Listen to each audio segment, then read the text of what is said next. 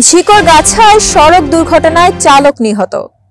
যশোর বেনাপোল মহাসড়কের ঝিকরগাছা পার বাজার থানা মোড়ে বাস ও পিকআপের মুখোমুখি সংঘর্ষে পিকআপ চালক নিহত হয়েছেন। সোমবার 15 সেপ্টেম্বর ভোর 5টার দিকে এই দুর্ঘটনাটি ঘটে।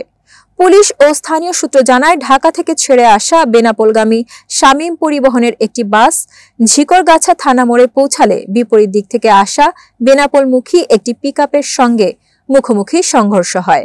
এতে পিকআপটি দুমড়ে মুচড়ে যায় এবং পিকআপ চালক ঘটনাস্থলেই নিহত হন। ইন্না লিল্লাহি ওয়া ইন্না ইলাইহি রাজিউন। সংবাদ পেয়ে ঝিকরগাছা ফায়ার সার্ভিসের কর্মকর্তা বাবু নয়ন চৌধুরীর নেতৃত্বে একটি উদ্ধারকারী দল ঘটনাস্থলে পৌঁছে নিহত চালকের লাশ উদ্ধার করে। পরে লাশ নাভারন হাইওয়ে থানার এসআই সালাউদ্দিনের কাছে হস্তান্তর করা হয়। ঘটনার পর প্রায় আধা ঘন্টা যানবাহন চলাচল বন্ধ থাকে। পুলিশ দ্রুত পরিস্থিতি নিয়ন্ত্রণে আনার পর যানবাহন চলাচল শুরু করে। এই ঘটনায় এলাকায় শোকের ছায়া নেমে এসেছে।